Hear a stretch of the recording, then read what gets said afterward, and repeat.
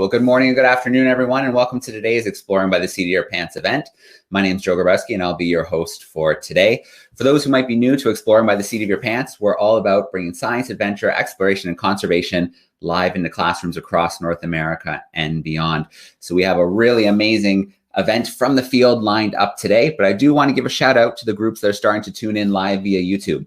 I know there's some classrooms who might have just jumped in and they might be looking for their camera spots. So if you're looking for a camera spot, please check your email. I just sent you a new link. You can come in and jump on and join us. All right. Well, today we're joining Stewart McPherson of the Darwin200 expedition and the Scottish Seabird Centre live from Bass Rock. So Stewart and a crew of scientists, videographers, and more have chartered the tall ship Pelican of London to circumnavigate the United Kingdom and explore the health of the waters around the UK. This is a pilot expedition for the larger Darwin200 in 2021, circumnavigating the world and following the famous journey of Charles Darwin aboard the Beagle. Now, before I turn things over to Stu and a very loud island of 150,000 plus northern gannets, I'm going to share a little introduction video.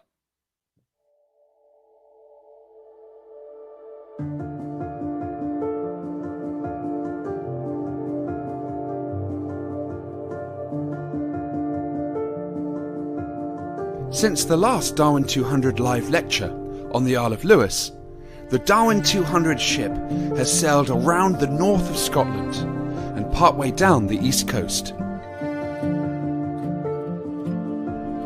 We sailed to Bass Rock, home to one of Europe's largest colonies of gannets.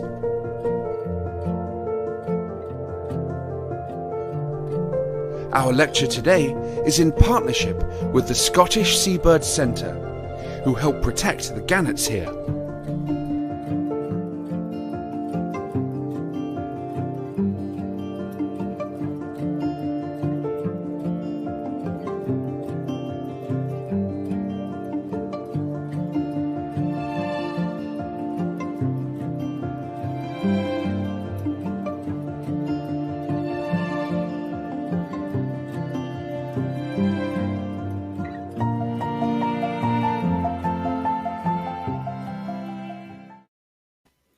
All right, well, here we go. We are going live to Bass Rock. Here comes Stewart, and here come the seabirds.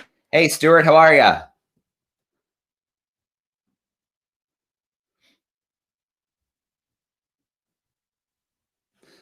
Okay, Stewart, if you want to unmute your mic, we're ready.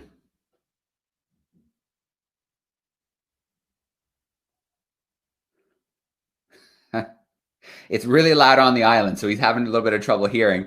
Stu, if you can hear me, you want to unmute. Oh, your mic, Stu. All right, well, we'll just hold on for a sec. We'll see if we can get Stu to unmute his mic. You're on mute, Stewart. Can you unmute? Can't hear. Here, I'll bring myself up full screen. Maybe that'll help. There, Stu. Okay. Oh, no. All right, so we'll give a second for Stewart to come back in. I think he was confused about what was happening. So I think he's trying to reset and see if he can come back into the call. So the problem was his microphone was on mute, but there are 150,000 seabirds behind him. So he's having a heck of a hard time hearing right now. So we're going to give a second for Stewart to come back in, and then we'll let him take over for a bit, as well as the crew from the Scottish Seabird Centre. So they are off the coast of Scotland on a tiny little volcanic plug of an island. I think for the last 2 or 3 months, people have been unable to visit it because of the weather conditions and such. So it is a rare treat that they're able to be there and join us live from there. So let's give Stewart just another moment to come back and join us. I see we have a huge crew joining us on YouTube right now. So keep those introductions coming. Let us know who you are and where you're joining from. Let me bring Stu back in. There he is. Hey, Stu. Sorry about that, everyone. Hello. Lovely to see you. Sorry about the loss of signal there. Welcome, everyone, to Bass Rock. It's home to over 150,000 gannets. I'll take you on a little tour to see some of them. It's very, very, very noisy, so I hope you'll forgive me. I have to shout a little bit because you can barely hear yourself here. So hopefully you can hear me. Here's a bit of a tour.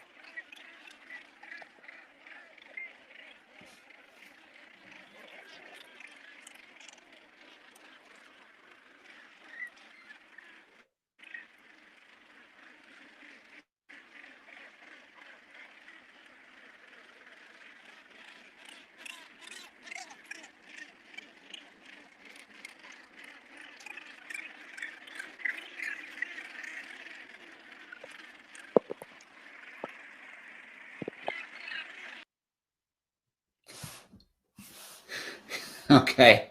I think Stuart was trying to switch his camera view and he might have accidentally hit the button. It's a small screen using the phone. And as you can see, they're in an absolutely incredible spot. So many seabirds. And I think we're just seeing a small little picture of what is actually on the island.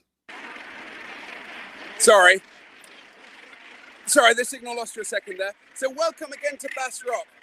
This island is absolutely key for the gannets. It's the world's largest colony of northern gannets anywhere in the world. As I say, there's over 150,000 of them here, all squawking and nesting and breeding. Could you guys see them okay then?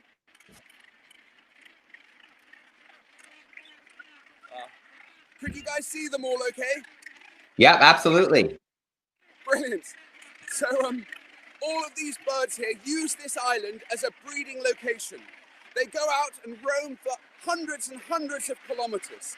So even though this little island is just a pinprick of land, it's important for the entire region, because these little birds here have been recorded to fly as far away as Norway and all the way to North Africa. So from Scotland, that's thousands of kilometers. They're really amazing birds. I'll show you some of the differences. The whites here are adults. These are adult birds here. If you can see a couple of the little fluffy ones, these are the very last ones of this season. So this one here you can see is a little bit still fluffy. He's getting ready to fledge and get ready to leave the island. The brown speckled ones are ready to leave. What happens is that when they're ready to fly, they jump off the cliffs. And the amazing thing is, they've never flown before in their entire lives, but they jump off. And often many of them land in the water and take a little while to get ready, then fly off. I'll just show you some of the differences. Sorry, that way around. So the white ones are the adults. These beautiful speckly ones are this year's offspring, ready to fly. And there's a few last little ones with their down. Here, you can see one here, getting ready to get his adult, well, nearly adult plumage, sub-adult plumage. The island itself has got a very interesting history. It's been used for hundreds and hundreds and hundreds of years. There's a fort on it, like a castle, and it was even used as a prison. And believe it or not, these little birds, when you get close to them, they often regurgitate, as in to throw up, their food. And the people that lived on this island said that they could get all the fish they want by just walking through the colony and eating the fish that the birds regurgitate, which is a bit gross. The prison here was used for many years to lock up prisoners, but there's also a monastery, so a lot of historic ruins as well. I'll show you one behind me here. That's one of the old monasteries on the island. There's a big fort lower down too, but unfortunately the reception isn't quite good enough to go down there. The gannets here are really interesting. They've been increasing in numbers in the sense that, sorry, I'll just get that straight. They've been increasing in numbers. The island itself used to be covered with vegetation. As recently as 40, 50 years ago, it was covered in grass and covered in bushes. And the people that lived on the island used to farm here. But the gannets have increased in numbers on the island and pushed out all the vegetation. When they make their nest sites, they release ammonia, and that kills the plants. So these massive, massive cliffs that are now covered in gannets, just 30, 40 years ago, had grass on them. Here, I'll show you some here.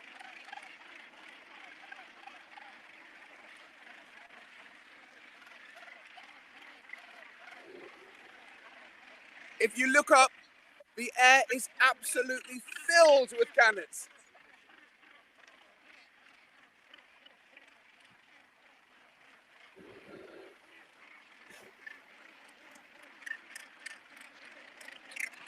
We've had quite a few near misses today. They've flown right over us, quite a few near misses. They've flown right over your heads. So you've got to watch out a little bit where you're looking. If you look down the cliffs, you can see some of the black ones, the speckled ones, are getting ready to jump. They're going near towards the cliff edge. And when they're ready, they'll jump off the cliff and fly for the very first time. We've been very lucky sailing around the UK. Our ship is out there, the Pelican of London. Up there, sorry. That's our ship, the Pelican of London, and this is just one of many spectacular bird sites that we've seen. But I said at the start, this is the most important island for these gannets. There's more here than any other breeding colony anywhere in the world for this particular species. All around this coast, there's other islands with different species, like puffins and other different species of seabirds. But for this one, this is where the gannets are called, well, they call home. Now, lots of the gannets have problems with plastic.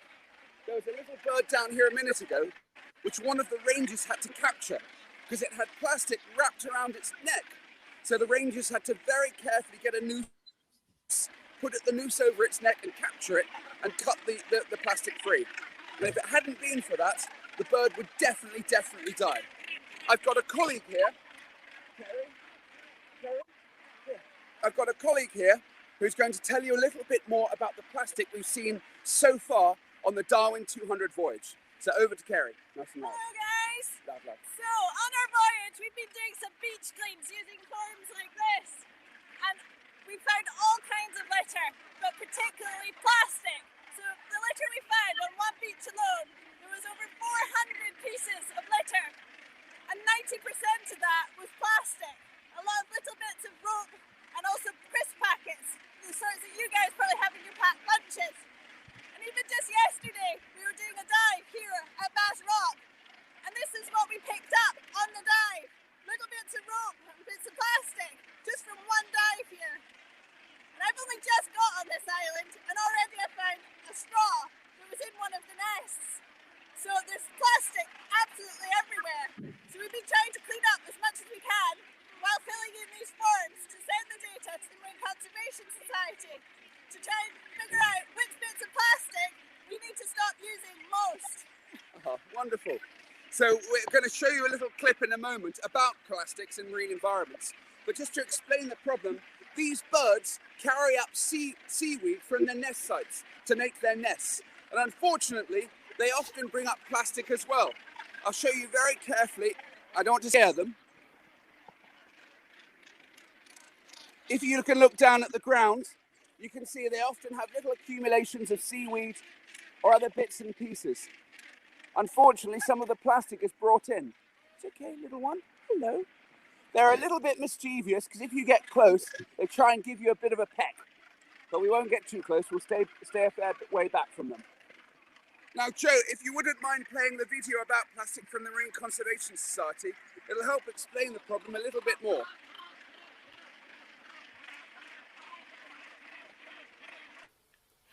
Hello everyone, my name's Catherine Gemmell and I'm the Scotland Conservation Officer for the Marine Conservation Society.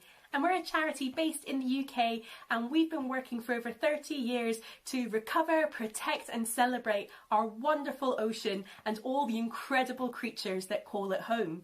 So a big hello to everyone out on Bass Rock today with the Darwin200 team, and hello to all of you joining from all over the world into their live lecture. So for the next couple of minutes, I'm going to be talking about my work area, which is around marine plastics. So this is the plastic litter that's getting into our ocean and is impacting on our amazing sea creatures. So a lot of you may have noticed when you've been out walking, whether it's at the beach or swimming in the sea, or maybe even just walking in the park or walking down the street or just looking outside where you live, that litter is being dropped, especially lots of plastic litter. And to be honest, no matter where you live, if litter's getting dropped, it can work its way into the ocean. And this is really bad news for our sea creatures for two main reasons. One is that they can mistake it for food and they start to eat it, but they can't digest it, so their tummies just fill up with plastic, so they've got no more space to eat the food that they need to eat. Or they can get tangled up in it, so it means they can't swim, they can't fly, and they can't maybe get to where they need to go to either to eat or to breed. So here in Scotland, we've got some amazing volunteers who take part in our Beach Watch project, which is a community science project that anyone can do. And it's all about beach cleaning, but as well as cleaning the beach, they then write down how many of all the different litter items they're finding to send back to us. So they've been finding things like plastic bags, plastic crisp packets, plastic bottles, even things like plastic nappies. Ugh, Things that are getting flushed down the toilet can still end up in the sea. So we really need to make sure that everyone is disposing of these things properly. And that's what we do with the information. We then work out how many of these things are turning up on the beach, so we can work out how to stop them getting there in the first place. So for example, with our plastic bottles, we know how many were turning up. So we actually asked the Scottish Government to bring in a new law where they'll actually get reduced because people will get their money back for recycling them. So you might have this in the country where you are. Or for our plastic bags, you've now got to pay 5 pence to be able to use a plastic bag. And then since then, we've got loads of people just reusing their bags again and again. So all really good news for the ocean. Because did you know for some of these items, they can actually last a very long time in the sea. So they might not just hurt one creature, but lots of different creatures. For example, that nappy can last up to 500 years in the sea. Oh, can you imagine? Our plastic bottle could maybe even last up to 1,000. And even once it's all broken up and it's disappeared to what we can see, it hasn't actually disappeared completely. And some of the scientists on board will actually be looking at microplastics. So looking at these small bits of plastic through a microscope. So we've seen it's not just the big creatures like our whales, our dolphins, or even our seabirds. It's all the animals right at the bottom of the food chain called plankton that are starting to eat these bits of plastic, and they're working their way up the food chain. Now hands up if you like to eat fish. So what does that mean? Not only is plastic impacting our ocean and our sea creatures, it could be impacting us, which is why all the work that the Darwin200 team are doing are so important. And what you can do is help spread the message and help everyone realise what they can do to help protect the ocean. So see if you can reduce the amount of plastic you use. If you use it, make sure you put it in the bin or recycle it, and then tell others to do the same so we can all work together to save the ocean. So enjoy the rest of the live lecture, everyone.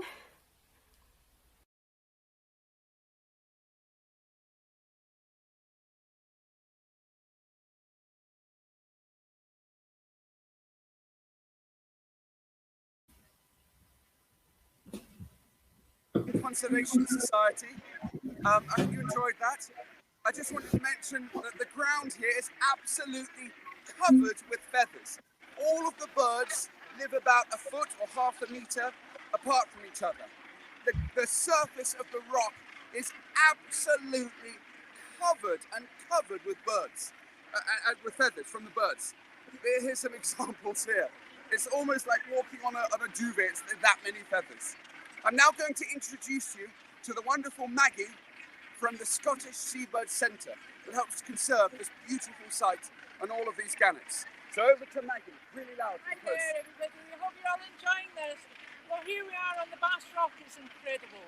But you know, we don't just have gannets here. At the height of breeding season, we have gillywots, razorbills, kittiwakes, fulmar, and today trags, and we've also got little rock pipits and nesting some of the vegetation down by.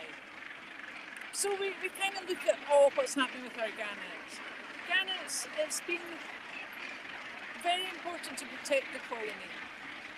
Biosecurity is becoming one of these words we're all beginning to hear, and it's actually vital. We've heard about colonies around the world crashing because of some invasive species, whether it's rats or some vegetation.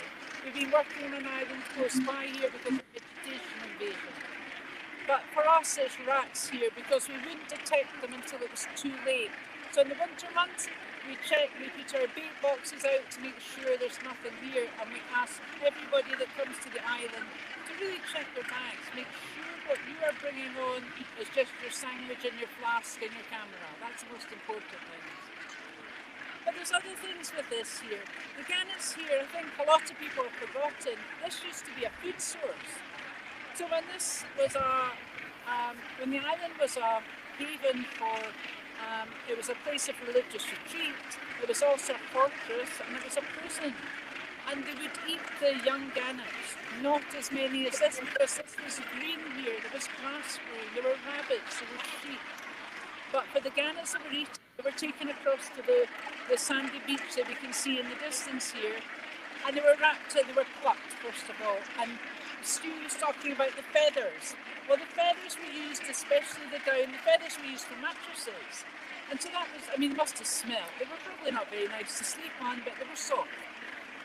So they plucked them, they then wrapped them in rhubarb leaves, and they roasted them in open outdoor ovens, because it was really rather pungent, the odour. But that was such a delicacy. It slowly fell out of favour. And then there was actually a lot of shooting. It became a sport. And at the turn of the 19th century, the gannets just about died out because of this wanton, just how difficult is it to shoot a gannet? You've got a bird that's a wingspan. So then there was a preservation order put on. This was banned. And thankfully, as you can see now, the gannets are really quite protected, which is wonderful. And we must keep doing that. And the way we can do that, a lot of it, is protecting our oceans, protecting the food sources, really being aware of what we're doing. I think that's the message coming through from so many. We're in charge of our planet, and we've got to try and protect it a little bit by what we personally do. Each one of us has a little bit of thought we've got to put into what we're doing. But have a fabulous day wherever you are in the world. I'm so happy. Oh, thank you. So that was from Maggie from the Scottish Seabird Centre. Maggie's message about everyone doing their part really rings true, because today I saw her rescue one of those gannets that had the plastic around her neck. So all of us can do our little part, whether it's throwing rubbish in the bin and not letting it litter and leave around. We'll show you one last time around the gannets, then we'll open up for questions either to Maggie or to Kerry or to myself. So I'll just take you around a little bit. One of the points here is it's so noisy. I'm not sure if you're picking that up on the microphone or not, but there is so much noise with all these gannets. So I'm going to have to put my headphones in just to hear you. Yeah. And remember, this is just one tiny bit of Bass Rock. It is massive. The number of gannets here is absolutely incredible. There are so many of them. Over 150,000 birds. So I better just get my headphones and we'll open it up for any questions to Kerry, to Maggie or myself. So over to you, Joe, for any questions. All right, Stu, let's do a quick test here. Can you hear me? Yes, absolutely loud and clear. Perfect. All right. Well, first of all, Stu, thank you to you and everyone who joined us today. That was absolutely incredible. It looks like you're in an amazing spot. So thank you so much for broadcasting live to us. It's a pleasure, absolute pleasure. So I want to give a few... Go ahead, Stu. No, go ahead. Well, I forgot to say one little thing. I just wanted to mention how lucky we are. So our friends at the Scottish Seabird Centre here have said that for the last 2 months, no one has been able to land here because of the weather. So we are so lucky to be able to beam live to you. It's a beautiful sunny day. And for the last 2 months, no one has been able to come here, including even the Scottish Seabird Centre. So we're very lucky. So a big thanks to our friends here. All right. Very cool. Well, we did get lucky that today is the day we chose. That's pretty amazing. I do want to give a shout out. We have tons and tons tuning in via YouTube Live right now. So I want to give a shout out to a few groups. We've got groups joining us in India. We've got groups joining us. SHS Scientific Research classes joining us. Groups in St. Catharines, Ontario. 7th and 8th graders in New Jersey. We've got someone in Kuala Lumpur hanging out with us right now. That's great. Massachusetts. It goes on and on. Mr. Patrick's 8th graders in London, Ontario. And then we've got some in the UK and Scotland. So North Berwick, Angus, Fife. So we've got a great group joining us here today. So I didn't get everybody, but that was just a little bit of a start. For those tuning in live via YouTube, send your questions in. Let us know where you're tuning in from, and we'll work some questions in. And then we have some groups who are joining us live today as well. But I do want to say, Stuart, that Mom and Sophie are tuning in, and they're wishing you good luck. They're excited to be watching. Oh, sorry. Oh, thank you very much. That's lovely to know. Very glad. I hope they enjoy it. All right. Very cool. Well, I'm going to start with one question that came in here via YouTube. And this question, they want to know about the smell. What's the smell like on the island? Okay, what's the smell like on the island? Who would like to answer that? Really loud. It's pungent. It's pungent. How would you describe it, Kerry? Very fishy. I think that's a very good description. It's very, very, very fishy. All of these birds gobble up fish and bring them back to their babies and sometimes miss. So there's lots of dead fish. And yeah, it's definitely smelly. Believe it or not, we came in on our boat yesterday. I'll just try and find it, sorry. So it's surprisingly hard actually when you're doing this behind you. There we go. That's our boat there. We came in yesterday, about this time yesterday, and could smell the island from over a mile away. We could honestly smell it on the wind. So it's a very smelly place, but a lovely place. And a place that reminds you of wildlife. So smelly in all the best ways. So I hope that answered that question. All right, I think so, absolutely. So I'm going to bring our first classroom into the call here. Let me load them up. There we go. So we've got Seven Oaks Prep School joining us from Kent in the United Kingdom. How are we doing, boys and girls? Prep School. Hello. Hello, All right. children. How are you? Oh.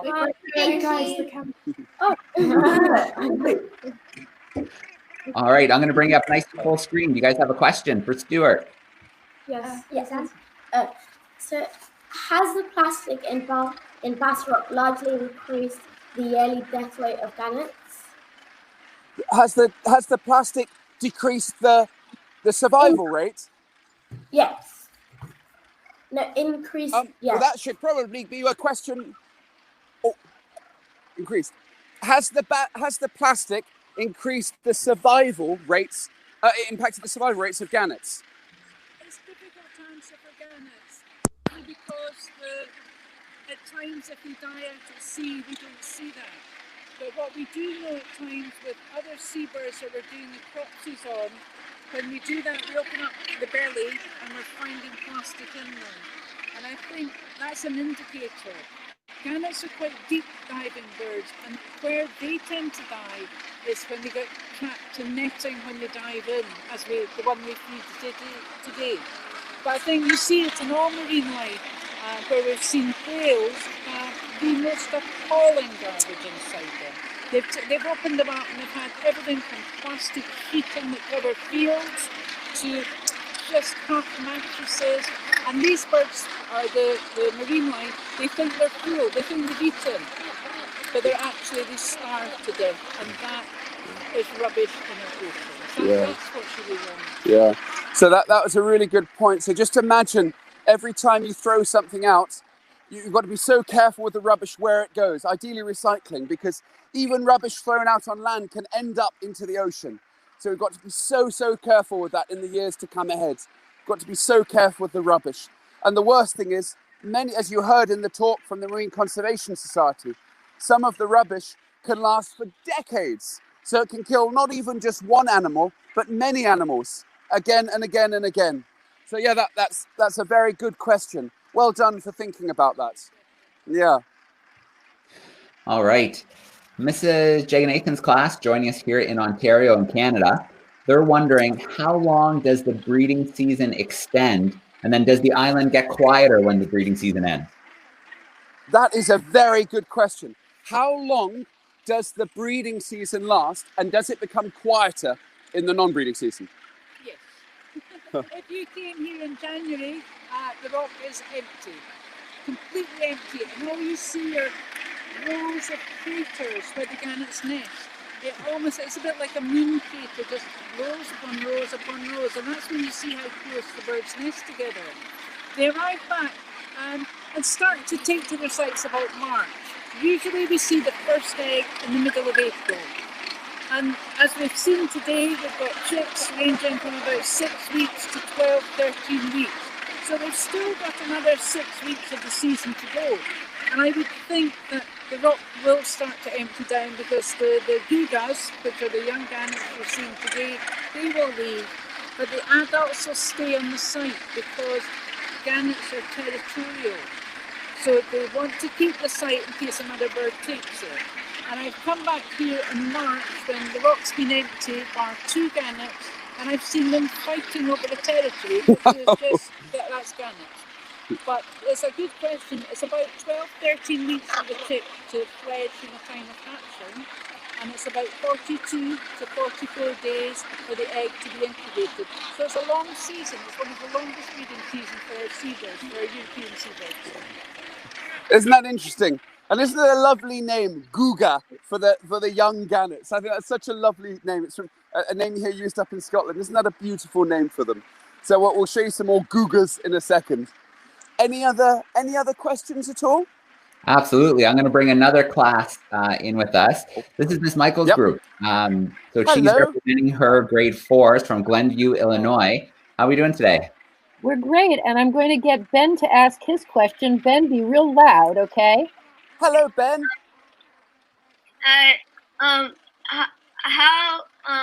Why do they like that island so much? Why is it so popular? That is a very good question. Well, why do they like the island so much? Why is it this island? That's a fabulous question. Gannets have been recorded here since about the 6th or 7th century. They're colonial birds, so they attract each other. But the most important sites for a gannet are the cliffs. And what we've got in the Bass Rock, they are sheer cliffs. This island was a prison. And when you lock the gate down at the bottom there is no way up because it is sheer cliff. So the gannets come in, take to the sites on the cliff edges, and when they're young fledged, you just spread your wings and you catch the wind. Whereas when they're in the centre of the colony here, they have to walk all the way through the colony. They can be attacked by the other gannets, and in that sense, it's not so good. But because we've got so many gannets here that are captive, this is the prime site. And importantly, it's on the coast of the North Sea, so we've got good fishing. But what gannets do often is they will push out other birds. So we've seen them push out the guillemots from some of the nesting areas. And at times, if you hear a colony going, we've seen gannets sitting on our island, and people go, oh, you might well lose your island to all of the gannets. So it's a good question. The Bass Rock is full. Where are we going to go next? What's this space? And also, perhaps they like it because there's no predators, no rodents. There's no other animals that can eat them. Imagine if this was on the mainland and there was a dog or a cat here. Just imagine what would happen. The poor old gannets, I don't think, would last very long. So this is quite a special island. And as Maggie was saying earlier, that's why the conservationists are working so hard to keep the island rodent-free, free of rats and mice and other animals and predators. So for all those different reasons. But that's a very, very good question. Are there any other questions at all? Absolutely. Let's grab another one from the YouTube audience. This one's from Liz, and she's wondering about the island. How protected is it? Can tourists go and visit with their boat, or do you need special permission to land on the island? That's another good question. Well, I think that's one also for our friend Maggie. How protected? Oh, here, both of you. Okay, together. How protected is the island? Can tourists and other people just rock up here, or how protected is it? The island is actually privately owned, and as I said, it's a prison. Yes. So there is a gate down at the bottom here that is locked. People can, if you have a little boat, you can land in the lower area, but it's also a crime to disturb wildlife. And the Seabird Centre has their cameras here, so we can at times see who's landing. And it's very visual around, so it's not, we don't really want people landing here, because if you disturb the birds, you lose them, and that is a crime. That's why we protect our island. So you have to get special permission. Special permission today from the Seabird Centre and from Sophie, the family that own the island, and it's what a privilege it is to be here. That's also why we're so very lucky to be here. It's not just the fact that we've got lovely weather, but it's our wonderful friends at the Seabird Centre and Sir Hugh Dalrymple allowing us to come here. So an enormous thanks to all of them. And without that permission, we wouldn't be here. So I hope that answers the question. Absolutely. I'm going to bring another class into the call here. So we've got Mrs. McLaughlin joining us. She is representing her students from St. Catherine's grade 6s. Okay. How are we doing today?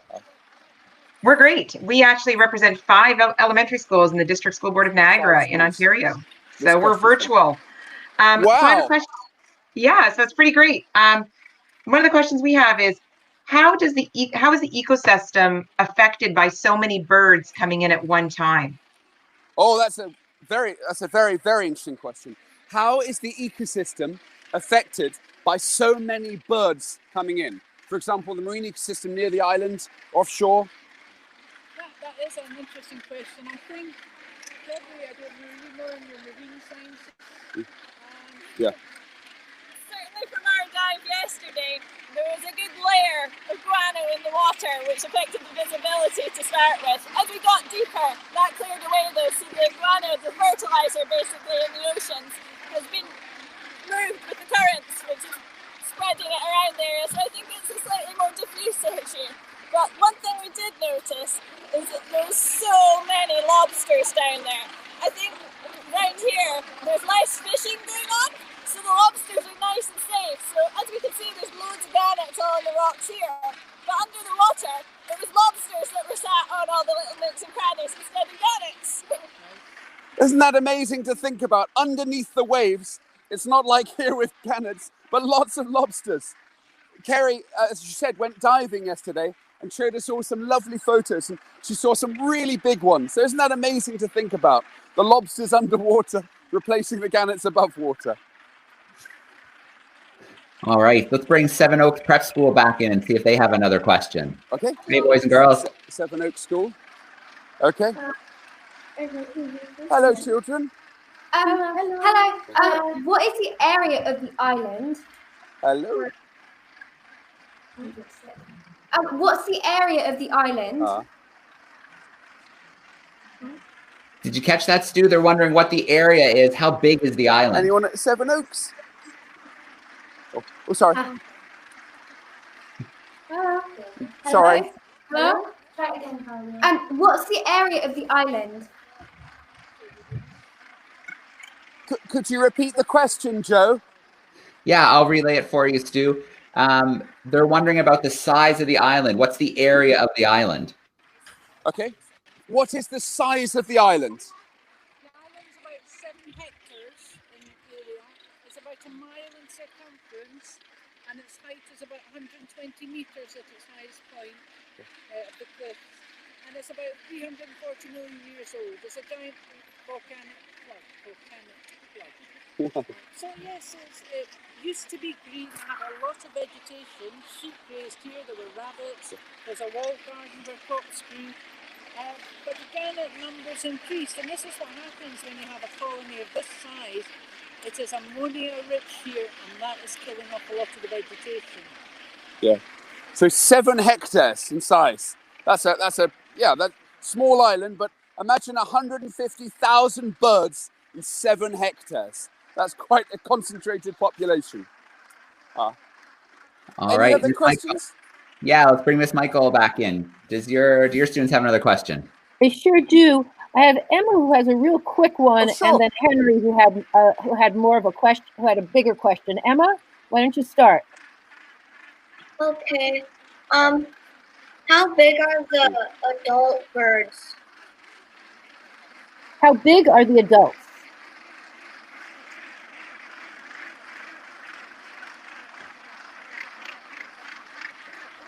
Oh, I'm sorry, I can't hear the question. Okay, let me try, Stu. They're wondering about the size of the adults. How big do they get? How big are the adults? They have a wingspan of just about 2 meters, just under 2 meters lengthwise. You've got me there. Would you say about 45 centimeters? So 1.5 foot? Yeah. Yeah.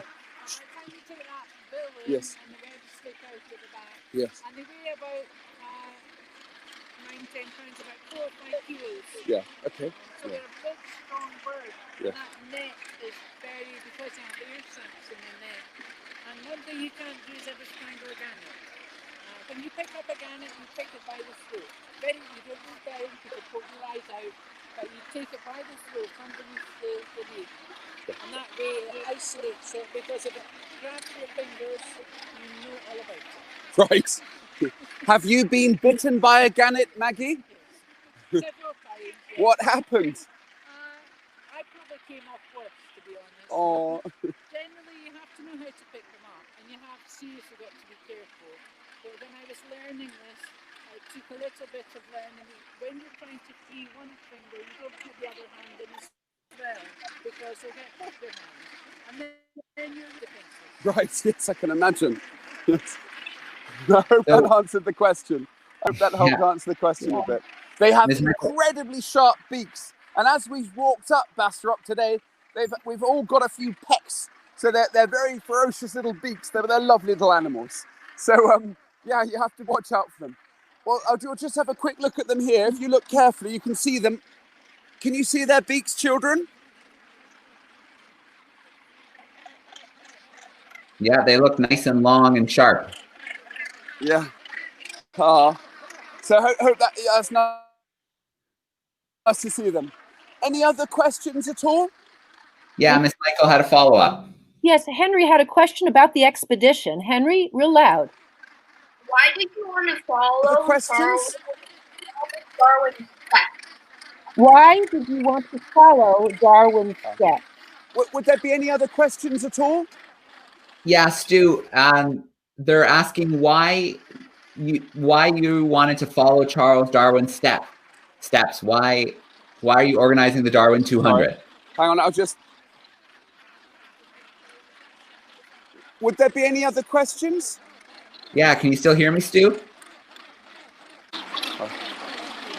All right, I think we might be getting a little bit of a delay. Maybe that's why he's having trouble hearing us. Stu, can you still hear me?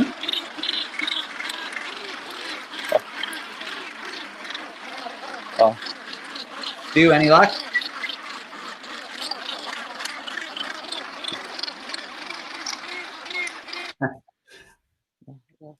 Sorry. Okay. That's okay. Can you hear me, Stu? Why do we... Well, that is a very good question as well. So the reason why we're trying to organize the Darwin200 project is to actually create the next generation of conservation leaders. You can see our ship out there behind us. All out there. We want to take a ship... Oh, sorry.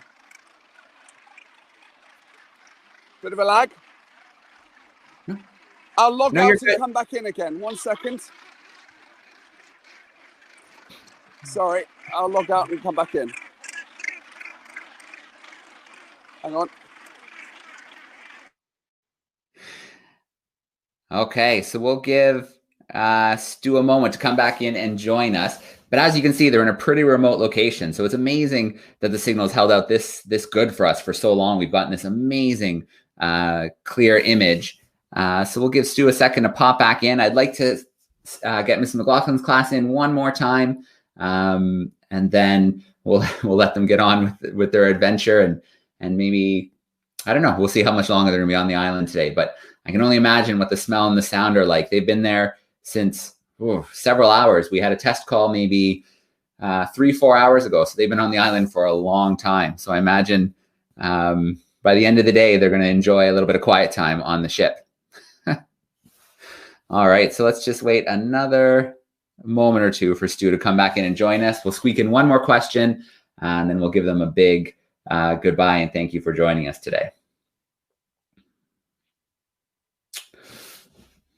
While we do wait for Stu to come back in and join us, I'm going to share a few little things here, how you can follow along. So here I just put up a banner. If you want to follow the UK circumnavigation, there's the website here where you can head over to the website, and then they've been creating all kinds of video content, amazing video content from all the places that they've been visiting along the way for probably close to a month now on this circumnavigation. So definitely check out the website, check out some of those videos under the live from the ship section, and you can find out all kinds of information about the upcoming expedition in 2021, where they will be following that famous expedition of Charles Darwin and the Beagle. So pretty awesome, and definitely a site worth bookmarking for future events.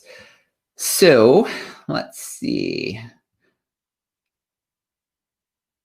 It may be that our luck has just run out for today.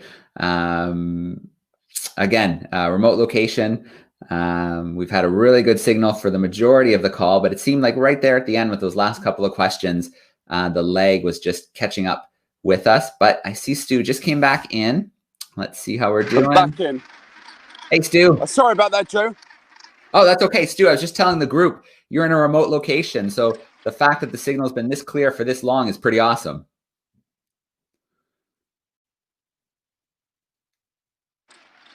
Sorry, Joe, we're back here again now.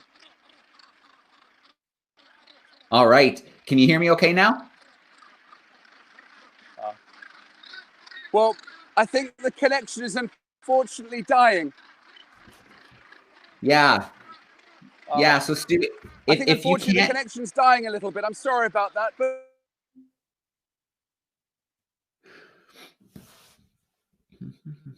I hope you've all really enjoyed seeing.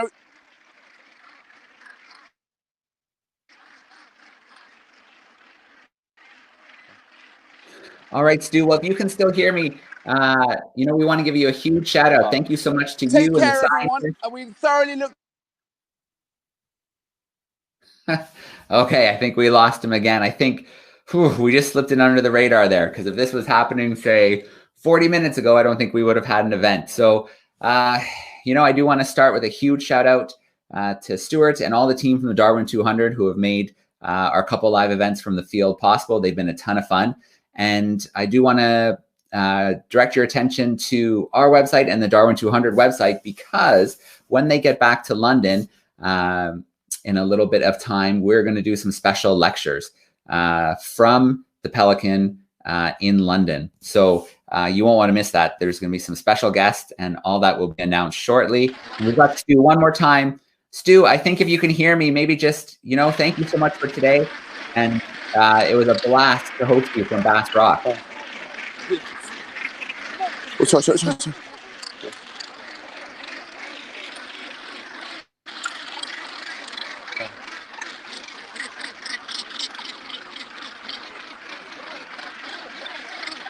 All right, Stu, I was just saying thank you so much for today. Thank you to the team. It was awesome. Absolute pleasure. I'm sorry that the connection died. We're in quite a remote area, so sorry about that. I'll show you the gannets one last time. But lovely to speak to you and see you all again soon. Lovely to speak to you. And from all of the gannets and all of our friends at the Scottish Seabird Centre, we send you our very, very best. Take care, everyone, and have a nice day at school. See you soon.